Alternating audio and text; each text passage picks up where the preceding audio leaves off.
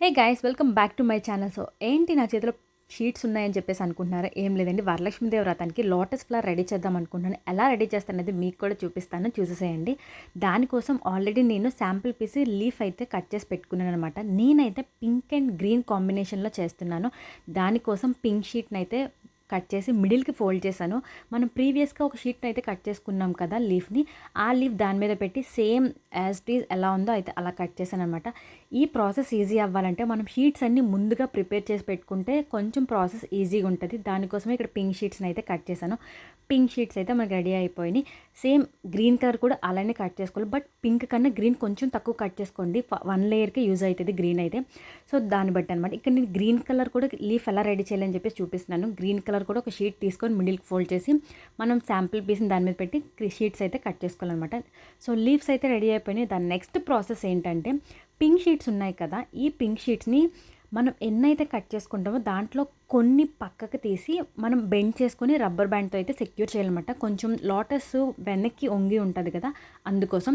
So next round shape అయితే compulsory కదా, దానికోసం నేను దాని మీద ఎల్లో కలర్తో అయితే నేను అటాచ్ చేస్తున్నాను. లోటస్ మిడిల్లో ఎల్లో కలర్ పెడుతున్నాను అనమాట.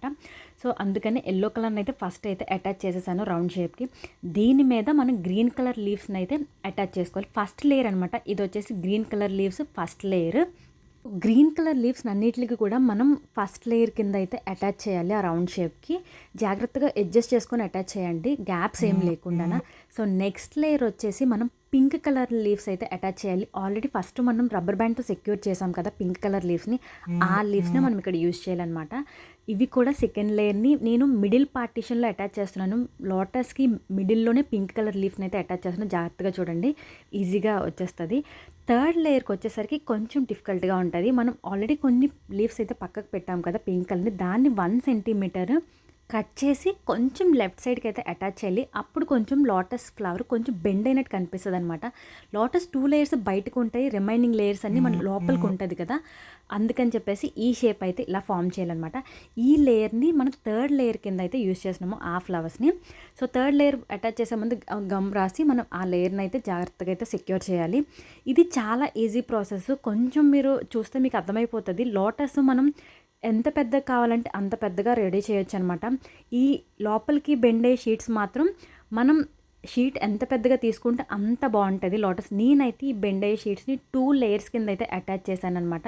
చూడ్డానికి అయితే చాలా బాగుంది. Pink and green combination and yellow మిడిల్లో వచ్చింది కదా, చాలా బాగా వచ్చింది లోటస్ అయితే. ఒకసారి మీరు కూడా ట్రై చేసి ఎలా వచ్చింది అనేది కమెంట్ సెక్షన్లో అయితే ష్యూర్గా కమెంట్ చేయండి. నా లోటస్ అయితే కంప్లీట్గా అయితే రెడీ అయిపోయింది. అమ్మవారిని అలంకరించేటప్పుడు ఇది కంపల్సరీగా యూస్ చేస్తాను. సో ఎలా ఉందనేది అయితే షూర్గా కమెంట్ చేయండి. So see in the next vlog. Take care guys, bye.